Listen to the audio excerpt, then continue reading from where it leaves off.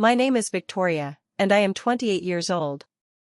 Standing outside the pristine gates of the Riverside Country Club, watching my own sister's wedding security turn me away like common trash, I never imagined this humiliation would become the catalyst for exposing the most devastating family secret of all.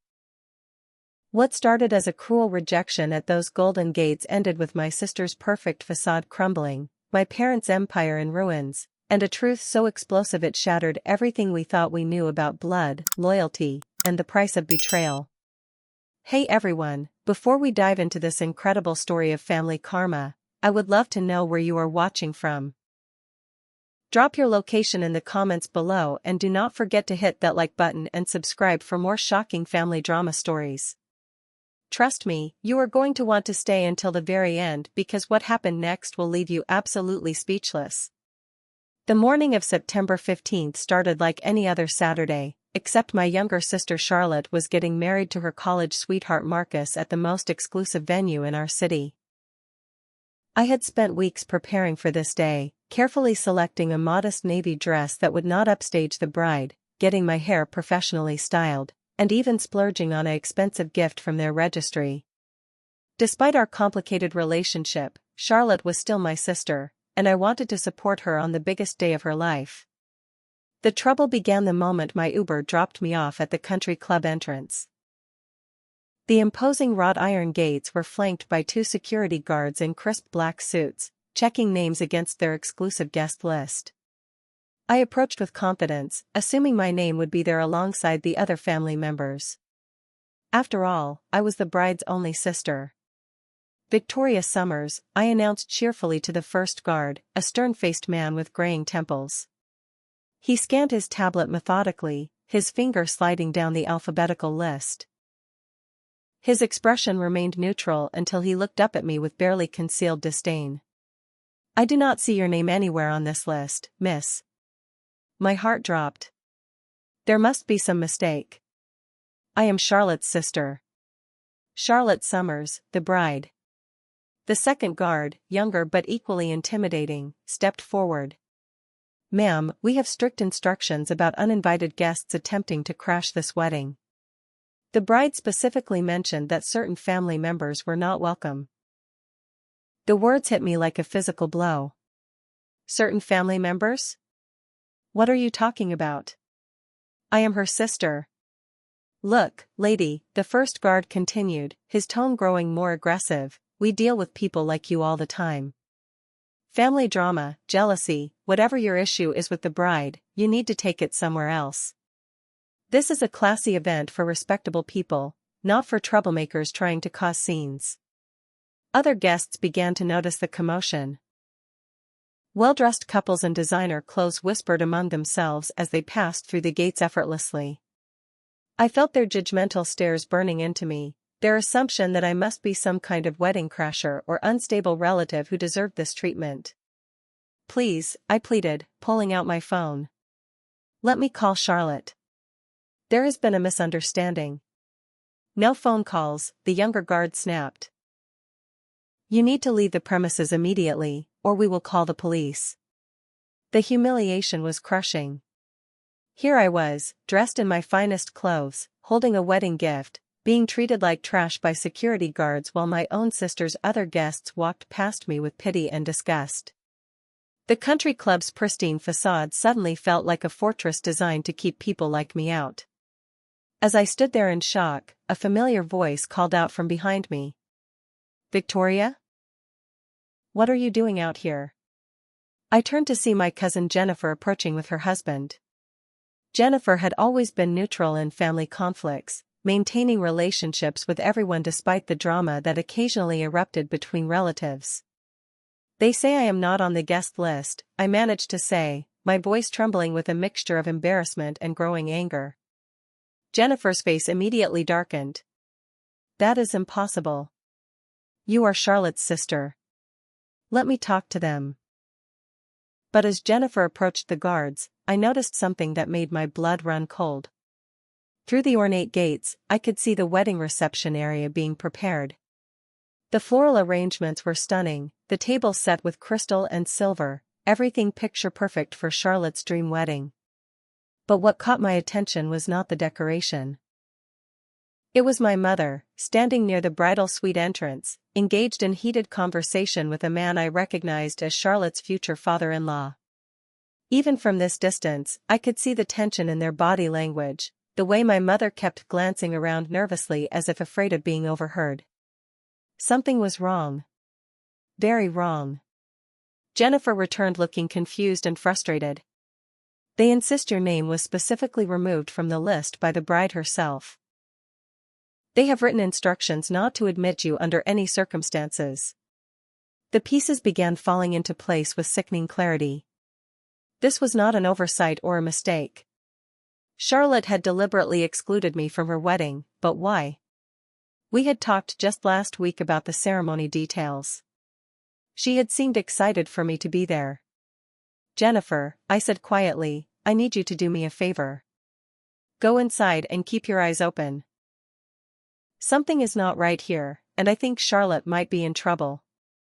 As my cousin disappeared through the gates, I made a decision that would change everything. Instead of leaving in humiliation, I was going to find out exactly why my own sister had me barred from her wedding. And whatever I discovered, I had a feeling it was going to be far worse than simple family drama. Standing outside those gates, watching the last few guests filter into what should have been my sister's happiest day, I felt something shift inside me. The initial shock and hurt began crystallizing into something far more dangerous, cold, calculating determination. If Charlotte wanted to play games, if my family thought they could humiliate me publicly without consequences, they were about to learn exactly who they were dealing with. I walked back to the main road and called another Uber, but instead of going home to lick my wounds, I directed the driver to the coffee shop across from the country club. From the large windows of this establishment, I had a perfect view of the venue's parking lot and side entrances. If my family thought they could keep me away with a few security guards, they had seriously underestimated my resourcefulness. While waiting for my coffee, I began making phone calls. The first was to my college roommate Sarah, who worked in event planning and had connections throughout the wedding industry. Sarah, I need a huge favor, I said when she picked up. I need information about a wedding happening right now at Riverside Country Club. Victoria? What is going on? You sound upset. My sister is getting married there today, and I have been locked out. I think something major is happening, and I need to know what. Sarah's professional network was extensive, and within 20 minutes, she had called me back with disturbing information. Okay, this is weird, she began. I talked to my friend who works catering at that venue. She says there is major drama happening behind the scenes. Apparently, the bride's family is in some kind of crisis mode. They have been having emergency meetings all morning, and there was even talk about postponing the ceremony. What kind of crisis? She could not get details, but she overheard something about legal issues and family money. Victoria, what kind of family are you from? That question hit harder than it should have. What kind of family was I from? The kind that would publicly humiliate their own daughter at a wedding, apparently. But I was beginning to suspect there was much more to this story. My second call was to my father's business partner, Uncle Robert, who had always been straight with me about family matters. Robert and my father had built their construction company together over 30 years, and he knew where all the bodies were buried, so to speak. Robert, it is Victoria. I need to ask you something important about the family business. Victoria, sweetheart, this is not a good time. There is a lot happening right now. I am sure there is. I just got turned away from Charlotte's wedding like some kind of criminal. What is going on? The long pause on the other end told me everything. Victoria, where are you right now? Does it matter? Just tell me the truth for once. Listen to me very carefully, Robert said, his voice dropping to nearly a whisper. You need to stay away from the family for a while. There are things happening that you do not understand, and getting involved will only make it worse for everyone. What things? I cannot discuss this over the phone. But Victoria, your father and mother have made some very serious mistakes, and those mistakes are catching up with them today. Charlotte's wedding was supposed to be a distraction, a way to show the community that everything was normal, but if you show up asking questions. He did not need to finish. I was a liability they could not afford. After hanging up, I sat in that coffee shop for 2 hours, watching the country club through the window and thinking harder than I had ever thought before. My family was in crisis. Legal issues. Money problems. And somehow, my presence at Charlotte's wedding would have made everything worse. By 4 in the afternoon, I had formulated a plan. If my family wanted to exclude me from their problems, that was their choice. But they had made one critical error. They had underestimated exactly how much I knew about their business operations, their financial dealings, and their carefully constructed public image. You see, for the past 5 years, I had worked as a freelance accountant for small businesses throughout our city. My specialty was forensic accounting, helping companies identify financial irregularities and preparing documentation for audits. I had always kept my professional life separate from family matters, but that separation was about to end. I pulled out my laptop and began accessing public records. Property filings, business licenses, court documents, tax liens. Everything was available online if you knew where to look, and I definitely knew where to look. What I found in those first few hours of research made my exclusion from the wedding seem like the least of my family's problems. There were irregularities everywhere. Properties purchased and sold within days of each other. Business loans that had been defaulted on quietly. Shell companies with my parents' names attached to them that seemed to exist only to move money around. But the real smoking gun came when I cross-referenced the dates of these suspicious transactions with major construction projects my father's company had completed. The pattern was unmistakable. Every time they landed a big municipal contract, money would disappear into these shell companies, only to resurface later as personal assets for my parents. My father's construction company had been systematically overcharging the city for public works projects and pocketing the difference. We were talking about hundreds of thousands of dollars, possibly more. And if my research was correct, someone had finally caught on. As the sun began to set, I received a text message from Jennifer. Wedding ceremony happened but reception was cut short. Major scene. Police were called. Your parents left in separate cars. Charlotte in tears. Something big went down. I closed my laptop and smiled for the first time that day. Whatever had happened at that wedding, it was just the beginning. My family had wanted to keep me in the dark, to exclude me from their problems and their solutions. But they had forgotten one crucial detail. I was not just Charlotte's sister or my parents' daughter. I was a forensic accountant with a very specific set of skills, and I had just discovered that my family had been running a criminal enterprise for years. The question now was not whether I would expose them, but how completely I would destroy everything they had built on lies and stolen money. The real drama was just getting started. The next morning brought confirmation of everything I had suspected and more. My phone started ringing at 6 in the morning with calls from relatives, family friends, and even some of my parents' business associates. Word was spreading quickly through our social circle. The Summers family was in serious trouble. The first call came from my Aunt Helen, my mother's sister, who had attended the wedding and witnessed the entire catastrophe firsthand. Victoria, thank God you were not there, she said, her voice shaking. It was absolutely horrible. Right in the middle of Charlotte's first dance, federal agents showed up with warrants. They arrested your father right there on the dance floor. My heart pounded as the pieces clicked into place. Federal agents? FBI, from what I could tell. They had been investigating the construction company for months. Something about fraudulent billing on city contracts. Your mother tried to run, but they caught her in the parking lot. Poor Charlotte was still in her wedding dress when they put your father in handcuffs. The image was almost too surreal to process. My sister's fairy tale wedding had turned into a crime scene, and suddenly my exclusion from the guest list made perfect sense. My parents had known this was coming. They had deliberately kept me away to protect themselves, not me. "Where is Charlotte now?" I asked. "At Marcus's parents' house. The poor girl is devastated. Her new husband is furious. He is talking about annulment, saying he never would have married into the family if he had known about the criminal activity." After Helen hung up, I sat in my kitchen drinking coffee and processing the magnitude of what had happened. My parents were in federal custody. My sister's marriage was potentially over before it had even begun. And I had been deliberately excluded from the family's crisis management because they knew I would ask too many questions.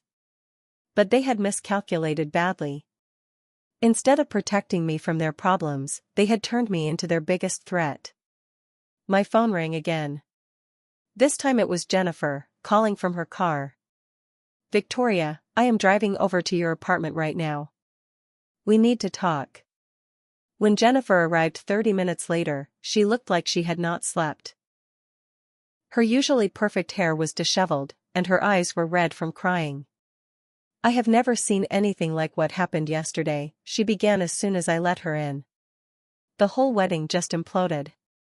But Victoria, there is something else you need to know. Something I overheard while everyone was panicking."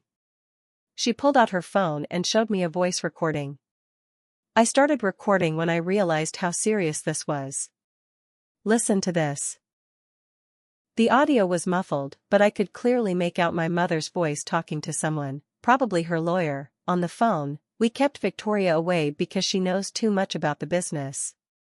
If the FBI talks to her, she could connect dots they might miss. Her accounting background makes her dangerous. My own mother had just admitted that I was a threat to their cover-up." The betrayal cut deeper than being excluded from the wedding. They had not just hidden their crimes from me.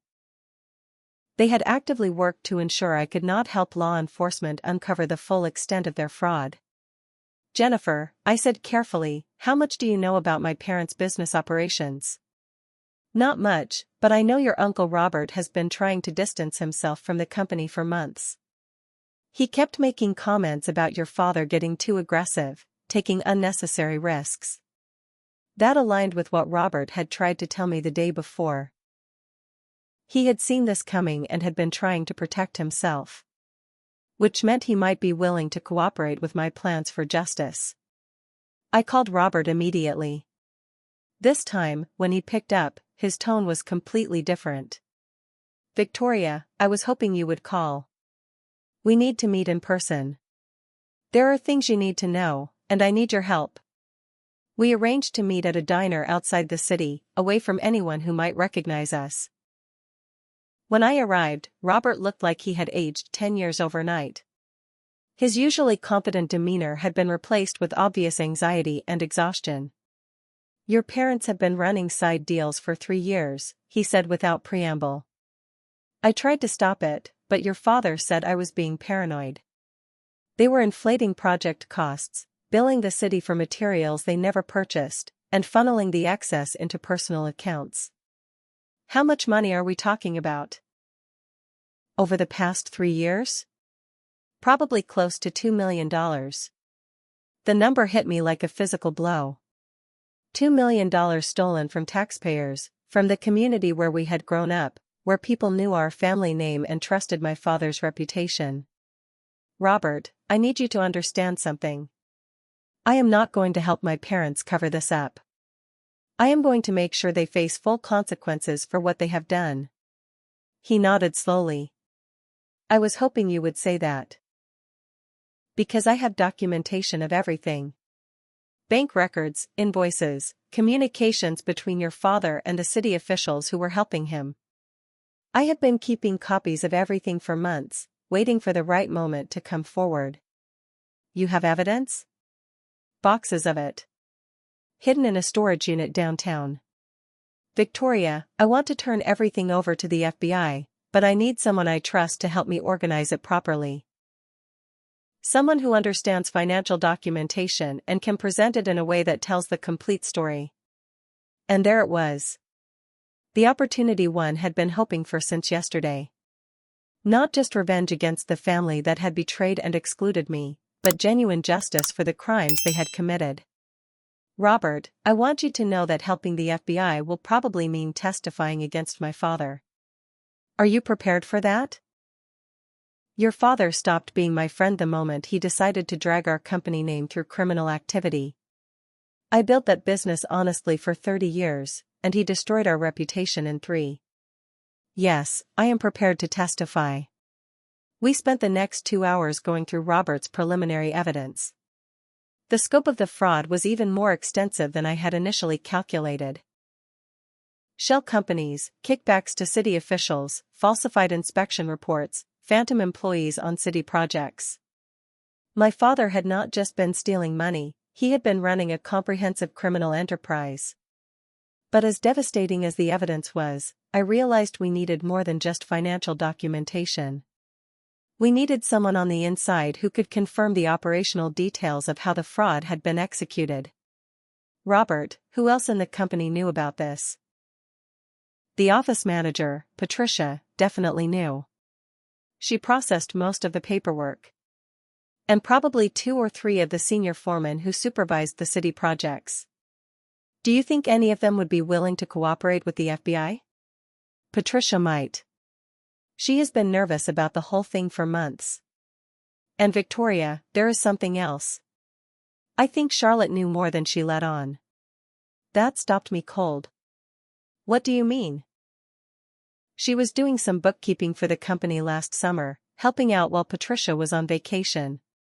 She saw some of the irregularities and asked questions. Your father told her it was complicated business stuff and made her promise not to mention it to anyone. My sister had known. She had seen evidence of our parents' crimes and had chosen to stay silent. Suddenly, her decision to exclude me from the wedding took on an even darker dimension. She had not just been following our parents' instructions, she had been protecting her own complicity. As I drove home that evening, I made a decision that would change everything. I was not just going to help the FBI build their case against my parents. I was going to make sure that everyone who had participated in this fraud, everyone who had chosen money and family loyalty over honesty and justice, faced appropriate consequences. The little sister who had been humiliated at the country club gates was gone. In her place was someone much more dangerous, a forensic accountant with comprehensive evidence of federal crimes and absolutely nothing left to lose. Tomorrow, I would call the FBI. But tonight, I was going to prepare for war. Monday morning arrived with the kind of clarity that only comes after making irreversible decisions. I had spent the entire weekend organizing Robert's evidence into a comprehensive presentation that would leave no doubt about the scope and deliberate nature of my parents' fraud. Bank statements, invoices, email communications, and construction contracts were sorted chronologically and cross-referenced with public records I had pulled from city databases. At exactly 9 a.m, I called the FBI field office and asked to speak with Agent Sarah Martinez, the lead investigator on my parents' case. Within 2 hours, I was sitting in a sterile conference room with Agent Martinez and her partner, Agent Thompson, presenting everything I had discovered. Miss Summers, Agent Martinez began, I want to be completely transparent with you. Your parents have been under investigation for 8 months. We already have substantial evidence of fraud, but what you are showing us fills in gaps we have been struggling with. What kind of gaps? The shell companies, for instance. We knew money was being moved around, but we could not trace the complete flow. Your documentation shows exactly how they were layering the transactions to hide the stolen funds. Agent Thompson leaned forward, studying the bank records I had organized. This level of detail suggests someone with inside knowledge helped compile this evidence. Are you prepared to testify about how you obtained this information? Every document I am showing you came from public records or from my business partner Robert, who has agreed to full cooperation. I used my professional expertise in forensic accounting to analyze patterns and connections, but I did not obtain anything illegally. What I did not tell them was that I had also spent Sunday evening having a very productive conversation with Patricia, the office manager Robert had mentioned. It had taken some convincing, but once Patricia understood that her choice was cooperation or potential prosecution as an accessory, she had become remarkably talkative. Patricia had provided the final piece of evidence I needed. Detailed records of how my father had instructed her to create false invoices and how my mother had personally handled the transfer of stolen funds into their personal accounts. But more importantly, Patricia had confirmed my suspicion about Charlotte's involvement. "Your sister did more than just see irregularities," Patricia had told me. "She helped create some of the false documentation last summer. Your father told her it was a tax strategy, but she had to have known something was wrong." Now, sitting across from two FBI agents, I made a decision that would have seemed impossible just a week ago. "Agent Martinez, there is something else you need to know. My sister Charlotte was not just an innocent bystander in this fraud. She actively participated in creating false documentation, and I believe she has been helping my parents hide assets since your investigation began." The agents exchanged glances. "Do you have evidence of your sister's participation?" I pulled out copies of invoices in Charlotte's handwriting, documents Patricia had saved that showed Charlotte creating fake billing records for city projects. These documents show her direct involvement in the fraud. But more importantly, I think she and Marcus, her new husband, have been helping move money offshore. "What makes you think that?" "Marcus works for an international banking firm that specializes in overseas accounts. The timing of their relationship, their sudden engagement, and the fact that they scheduled their wedding for the exact weekend your investigation went public, it cannot be a coincidence." Agent Martinez was already making notes. "Miss Summers, if you are correct about this, your sister and her husband could be facing charges for money laundering and obstruction of justice." "I understand that. Even knowing that cooperating with us means your entire immediate family could end up in federal prison?" I met her gaze directly. "Agent Martinez, my family made their choices when they decided to steal money from taxpayers and then humiliate me to cover their tracks. I am making mine now." The next 3 hours were spent going through every detail of the evidence I had compiled. The agents were particularly interested in the timeline I had created showing how the fraud had escalated over 3 years, and how family members had been systematically brought into the scheme. By the end of our meeting, Agent Martinez had enough new information to expand their investigation significantly. More importantly, she had agreed to let me continue working as an unofficial consultant, helping analyze financial records as they executed search warrants on additional properties and accounts. "Miss Summers, I want you to understand something," Agent Thompson said as we wrapped up. "What you are doing here takes courage. Most people would not be willing to testify against their own family. Most people do not get barred from their sister's wedding by security guards who call them trash," I replied. "My family burned this bridge, not me." As I left the FBI office, my phone started ringing immediately. Word had already gotten out that I had been there. The first call was from my mother's sister Helen, who had witnessed the wedding disaster. "Victoria, please tell me you are not cooperating with the FBI against your own parents." "Aunt Helen, my parents stole $2 million from our community and then treated me like a criminal for asking questions. What exactly did you expect me to do? But they are family. There has to be another way to handle this. They stopped being family when they decided I was too dangerous to include in their crisis management. If they had trusted me, if they had been honest with me, maybe we could have found another way. But they chose deception and humiliation instead." The second call came from Charlotte herself. Her voice was shaking with either rage or panic, I could not tell which. "Victoria, what have you done? The FBI just showed up at Marcus's parents' house with search warrants. They are going through all of our wedding gifts, our bank accounts, everything. Charlotte, I did what someone should have done months ago. I told the truth about what our parents have been doing. You have destroyed our family. Marcus is talking about divorce before we even finish our honeymoon. His family thinks I am a criminal. Are you a criminal, Charlotte? Because the evidence suggests you helped create false invoices and that you have been moving money to help mom and dad hide their assets. The long silence on the other end confirmed everything I needed to know. Charlotte, you had a choice. When you saw Dad's fraud last summer, you could have come to me. You know I would have helped find a legal way to handle it. Instead, you chose to participate and then exclude me when the consequences started catching up. Now you get to live with the results of that choice. When she hung up without another word, I felt something that surprised me, relief. For the first time in my adult life, I had chosen justice over family loyalty, truth over comfortable lies. The little girl who had spent years trying to earn her family's approval was finally gone. That evening, I received one final call that made everything worthwhile. It was Agent Martinez.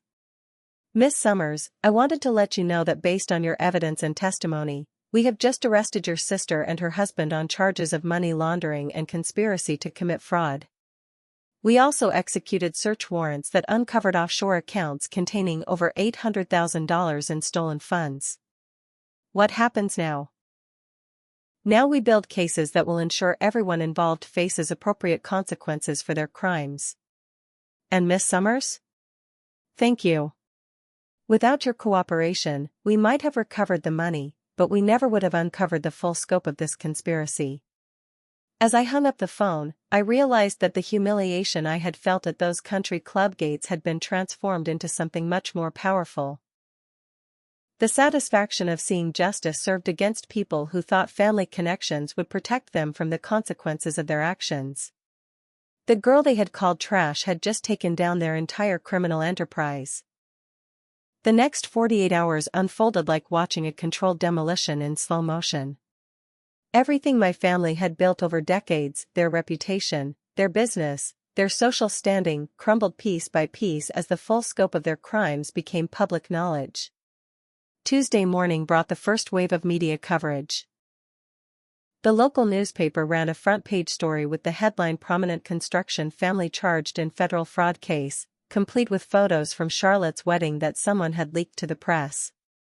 The images were devastating, my father being led away in handcuffs while my sister stood frozen in her wedding dress, my mother attempting to hide her face as FBI agents escorted her to a waiting vehicle. But the media coverage was nothing compared to the personal calls I started receiving. Friends, extended family members, former clients of my father's company, everyone wanted answers that I was not authorized to provide. The FBI had instructed me to refer all media inquiries to their press office, but that did not stop the constant stream of people trying to understand how a family they thought they knew had been living such an elaborate lie. The most difficult call came from my grandmother, my father's mother, who was 86 years old and had never understood why anyone would choose crime over honest work. "Victoria, dear, I keep seeing your father's picture on the television. Please tell me this is some kind of mistake." "Grandma, I wish I could tell you that, but it is not a mistake. Dad and Mom have been stealing money from the city for years." "But why? Why would they do such a thing?" "Your grandfather and I raised your father to be honest, to work for what he earned." The pain in her voice broke my heart. My grandmother had spent her entire life in the same small house, living modestly on Social Security and my grandfather's pension from 30 years of factory work.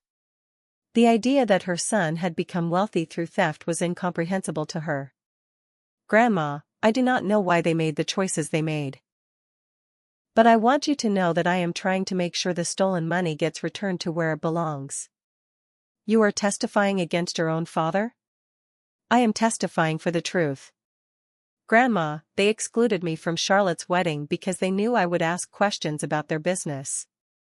They treated me like an enemy before I ever chose to cooperate with the FBI. After that conversation, I began to understand the full cost of my family's crimes. It was not just the money they had stolen or the laws they had broken. They had betrayed every person who had ever trusted them, including the elderly woman who had sacrificed to give my father the foundation for an honest life. Wednesday brought news that the construction company was being dissolved. Robert called to let me know that the FBI had seized all company assets and that the remaining employees were being laid off immediately. Patricia is cooperating fully with the investigation, he told me. She has turned over records going back 5 years that show the fraud was even more extensive than we initially thought. How much more extensive? They were not just overcharging the city. They were also using substandard materials on some projects and billing for premium materials. Some of the roads and bridges your father worked on might not be structurally sound. The implications were staggering. My father had not just stolen money, he had potentially endangered public safety. Every bridge his company had built, every road they had repaired, would now need to be inspected and possibly rebuilt at taxpayer expense. That afternoon, I received an unexpected visit from Marcus's parents, Charlotte's new in-laws. They appeared at my apartment door looking like they had not slept since the wedding. "Miss Summers," Marcus's father began, "we need to talk about your sister and our son." I invited them in, curious about what they could possibly want from me. "We want you to know that we had no knowledge of your family's criminal activities," Marcus's mother said immediately. "Marcus is completely innocent in all of this." "I understand that. The FBI will determine who is and is not guilty of crimes. But we also want you to know that we support your decision to cooperate with the authorities," Marcus's father continued. "Marcus is filing for annulment. He cannot remain married to someone who participated in fraud, regardless of the circumstances." The news that Charlotte's marriage was over should have made me feel victorious, but instead I felt empty. She had lost everything, her freedom, her new husband, her reputation, and for what? To help our parents hide money they should never have stolen in the first place. Will Marcus be willing to testify about what Charlotte told him regarding the financial irregularities? I asked. He has already given a statement to the FBI. Apparently Charlotte confessed to him during their honeymoon that she had helped create false documents and that she was scared about what would happen when the investigation expanded. So Charlotte had known all along that their crimes would be discovered. She had gotten married knowing that her new husband would eventually learn about her participation in fraud. The betrayal extended even to her own marriage. Thursday brought the arraignment hearings. I watched from the gallery as my parents, my sister, and Marcus stood before a federal judge to hear the charges against them. The prosecutor read a litany of crimes: conspiracy to commit fraud, theft of federal funds, money laundering, tax evasion, and obstruction of justice. My father looked older than I had ever seen him, his shoulders slumped in defeat. My mother kept dabbing at her eyes with tissues, playing the role of confused victim. But it was Charlotte who surprised me. When the judge asked how she pleaded to the charges against her, she stood up straight and said clearly, "Guilty, Your Honor." Her defense attorney looked shocked. Guilty pleas had clearly not been part of their strategy. But Charlotte continued speaking. "Your Honor, I want to cooperate fully with the prosecution and provide any information that will help recover the stolen funds." The courtroom erupted in whispers. My parents' attorneys were frantically trying to get their attention, probably to remind them that Charlotte's cooperation could strengthen the case against them. But Charlotte was not finished. "I also want to apologize to my sister Victoria, who tried to protect our family by exposing the truth when the rest of us chose to protect criminals." Every head in the courtroom turned to look at me. I had not expected this public acknowledgement, and I was not sure how to respond. Charlotte was clearly trying to minimize her own sentence by cooperating with prosecutors, but her apology seemed genuine. When the hearing ended, I walked outside to find Jennifer waiting for me on the courthouse steps. "How are you holding up through all of this?" she asked. "Honestly? Better than I expected. I thought I would feel guilty about destroying my family, but mostly I just feel relieved that the truth is finally out. Victoria, I want you to know that not everyone thinks you did the wrong thing. A lot of people are saying you showed real courage." As we stood there talking, a woman I did not recognize approached us hesitantly. "Excuse me, are you Victoria Summers?" I nodded cautiously. "I wanted to thank you," she said. My husband works for the city's engineering department.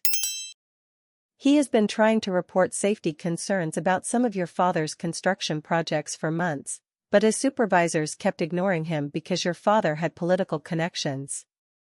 Now that the truth is out, maybe those roads and bridges will finally get properly inspected. It was the first time I truly understood that my decision to cooperate with the FBI had consequences beyond my family's punishment. There were real people, innocent people, who had been affected by my parents' crimes and who deserved justice. That evening, I sat in my apartment surrounded by boxes of evidence, legal documents, and newspapers chronicling the collapse of everything I had grown up believing about my family. The phone had finally stopped ringing. The reporters had moved on to other stories. The initial chaos of arrests and arraignments was settling into the long, methodical process of federal prosecution.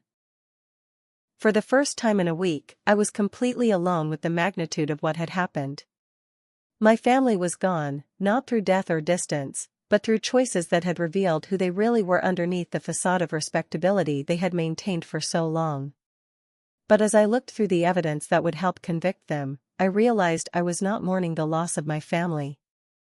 I was mourning the discovery that the family I thought I had never really existed in the first place. 6 months after that humiliating day at the country club gates, I sat in the same federal courthouse watching my father receive a sentence of 12 years in federal prison. My mother got 8 years.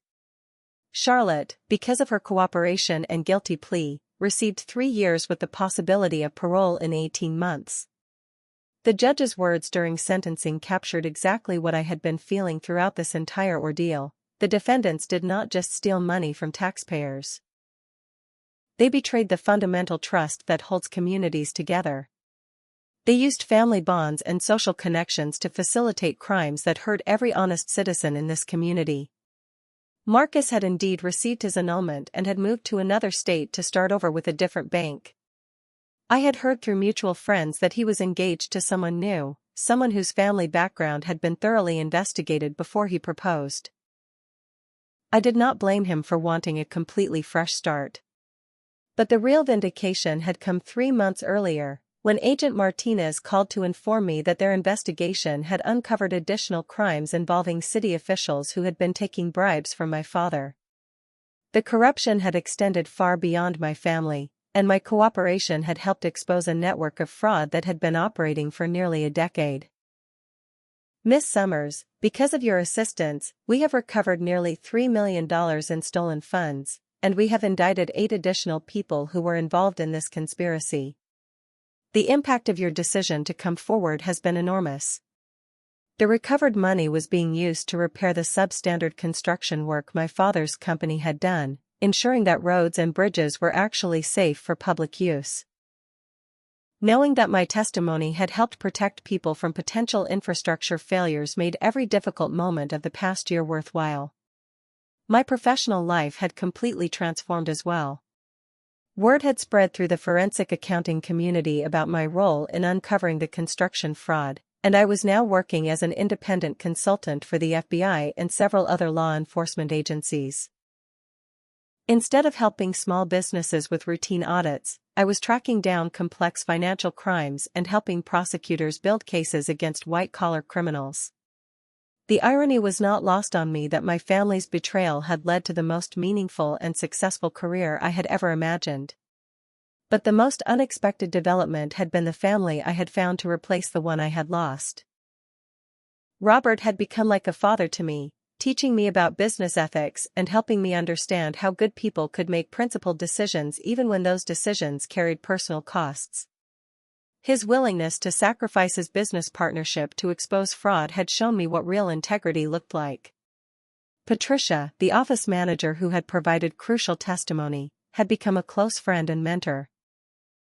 She had struggled with the decision to cooperate with the FBI, knowing it would cost her job, but she had ultimately chosen honesty over security. We met for coffee every few weeks to discuss our experiences with workplace ethics and the challenge of doing the right thing when it came with significant personal sacrifice. Jennifer had remained my most consistent supporter throughout the entire ordeal. When other family members had criticized my decision to testify against my parents, Jennifer had defended my choices and helped me understand that real family loyalty meant holding each other accountable for moral behavior, not covering up crimes. Even my grandmother, despite her initial shock and disappointment, had eventually come to understand my decision. During our last conversation, she had said something that meant more to me than any praise from law enforcement or recognition from professional colleagues. "Victoria, your grandfather would have been proud of you for choosing honesty over comfort. That is what real character looks like." The most surprising addition to my chosen family had been Agent Martinez herself. After the case concluded, she had recommended me for consulting work with other federal agencies, but more importantly, she had become a genuine friend who understood the complexity of choosing justice over family loyalty. "You know," she had told me recently, "in 20 years of law enforcement, I have rarely seen someone make the kind of principled decision you made. Most people who uncover family crimes try to minimize them or protect their relatives from consequences. You chose to ensure that justice was served completely, regardless of personal cost." As I walked out of the courthouse after my father's sentencing, I thought about that day at the country club when security guards had called me trash and turned me away from my sister's wedding. Those men had been following instructions from people who saw me as a threat to their criminal conspiracy. In their minds, I was not worthy of inclusion in their carefully orchestrated performance of respectability. They had been absolutely right to see me as a threat. But they had been wrong about why. I was not dangerous because I was vindictive or jealous or unstable. I was dangerous because I believed that honesty and justice were more important than family loyalty and social appearances. I was dangerous because I had the skills and knowledge to expose their crimes and the moral courage to use those skills regardless of personal consequences. The little girl who had spent years trying to earn her family's approval was completely gone. In her place was a woman who had learned to build relationships based on shared values rather than blood connections, who had discovered that real security came from living according to principles rather than hiding uncomfortable truths. As I drove home that evening, I thought about all the people who had reached out to thank me for my role in exposing the construction fraud. City employees who could now do their jobs honestly. Taxpayers who had seen stolen money returned to public use. Engineers and safety inspectors who were no longer pressured to ignore problems with infrastructure projects. My family had seen me as a threat to their criminal enterprise. But I had become something much more powerful. A threat to the idea that family connections could protect people from the consequences of their choices, that blood relationships were more important than moral integrity, that keeping secrets was more valuable than seeking justice. I want to ask all of you something that has stayed with me throughout this entire journey. When you discover that the people closest to you have been living lies that hurt innocent people, do you choose family loyalty or do you choose justice? Have you ever had to make a decision that felt like betraying someone you love in order to protect people you might never even meet? Drop your thoughts in the comments below because I honestly believe this question goes to the heart of what real family actually means. If this story resonated with you, please hit that like button and subscribe for more real-life stories about choosing integrity over comfort. Share this with anyone who has ever struggled with family loyalty versus doing what is right. Thank you for listening to my story and for understanding that sometimes the most loving thing you can do for your family is refuse to help them hurt other people. I hope my experience reminds you that real family is built on shared values, not shared secrets, and that choosing justice over loyalty is never the wrong decision when innocent people are being harmed.